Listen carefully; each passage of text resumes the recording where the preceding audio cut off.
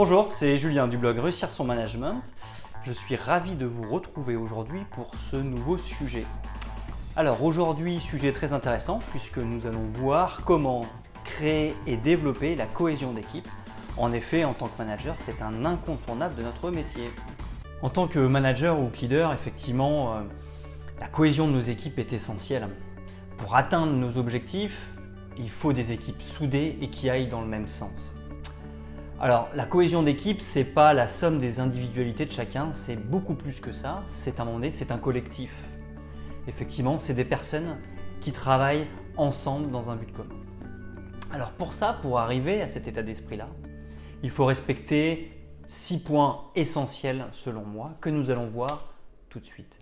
Le deuxième point pour développer la cohésion d'équipe, c'est de créer des souvenirs en commun.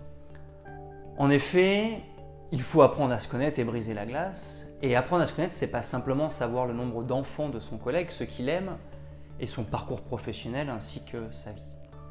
Il faut aussi, pour créer du lien, avoir des souvenirs en commun, ce qui signifie finalement vécu des expériences ensemble et avoir ressenti des émotions ensemble. C'est essentiel, c'est par exemple le principe du team building qui vise à nous faire vivre des expériences communes.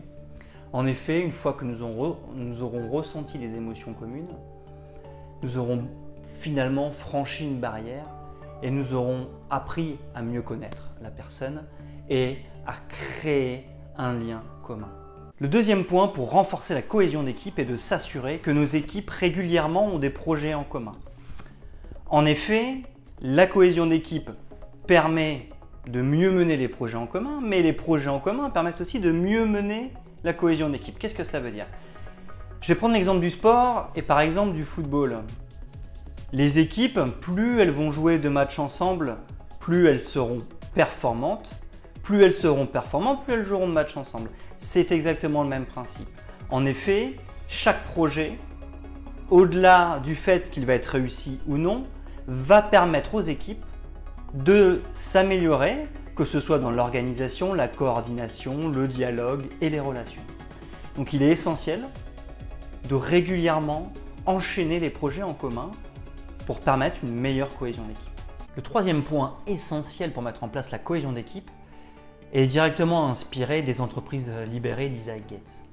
En effet, je pense que l'autogestion, c'est-à-dire le fait que les équipes soient libres de prendre des décisions et de s'organiser par elles-mêmes pour atteindre leurs objectifs, pour moi, cette autogestion est essentielle dans la cohésion d'équipe. En effet, la responsabilité et la responsabilisation sont totales, ce qui fait que les liens sont beaucoup plus forts et beaucoup plus vrais. Les équipes sont dans l'obligation d'atteindre les objectifs, n'ont pas d'autre choix que d'atteindre ces objectifs-là, puisque c'est de leur responsabilité. À partir de là, comme en plus elles ont tous les moyens, à la fois décisionnels mais aussi organisationnels, d'atteindre les objectifs, elles sont dans l'obligation de s'entendre, de coopérer et de se coordonner. À partir de là, la cohésion d'équipe est essentielle pour elles et d'elles-mêmes, elles vont développer ce sens-là. Le quatrième point pour développer la cohésion d'équipe est de mettre en place des valeurs communes.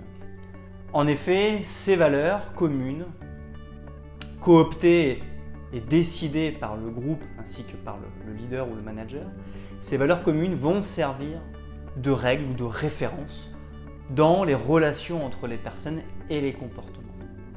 Si par exemple une valeur forte est la solidarité, elle devra guider les comportements au quotidien. Comme nous allons le voir, le leader a un rôle important à jouer face à ces valeurs. Et autre point important, il sera essentiel de mettre en place des symboles importants.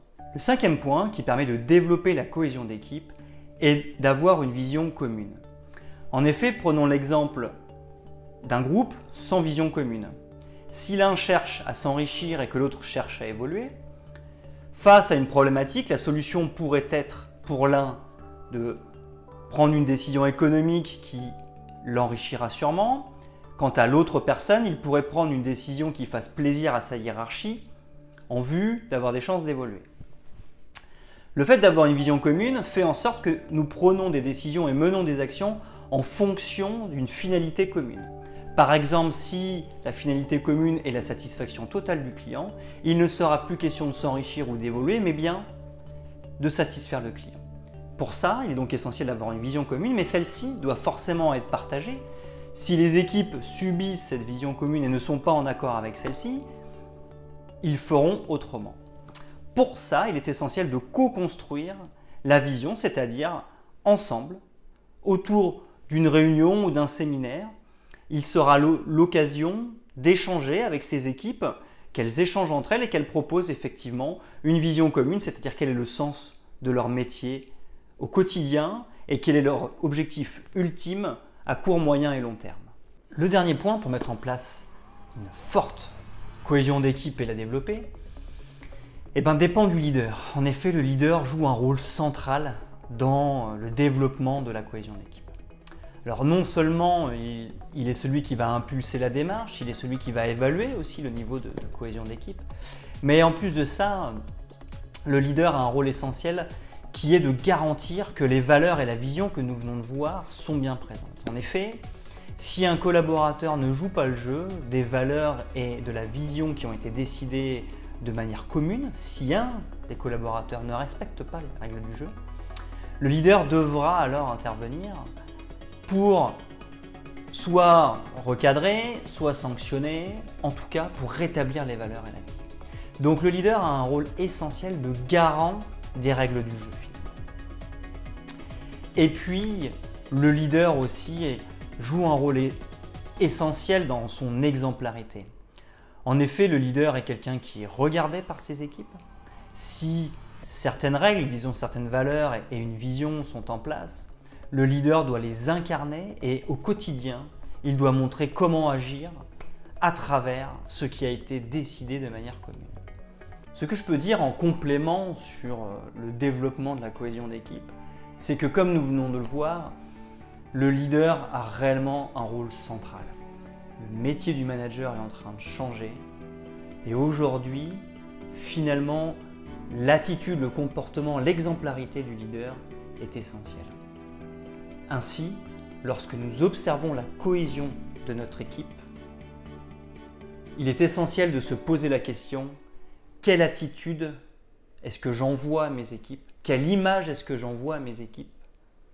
Parce que cette image-là est essentielle pour améliorer ou garder les points positifs de la cohésion d'équipe. Je vous remercie de m'avoir écouté et j'espère que ce sujet vous a plu. Je vous invite à me retrouver sur mon blog Réussir son management pour d'autres articles. N'hésitez pas aussi à vous abonner à mes réseaux sociaux afin de suivre l'actualité et la publication de nouveaux articles. N'hésitez pas aussi à vous abonner sur ma chaîne YouTube. Je vous remercie encore une fois et je vous dis à très bientôt pour un nouveau sujet.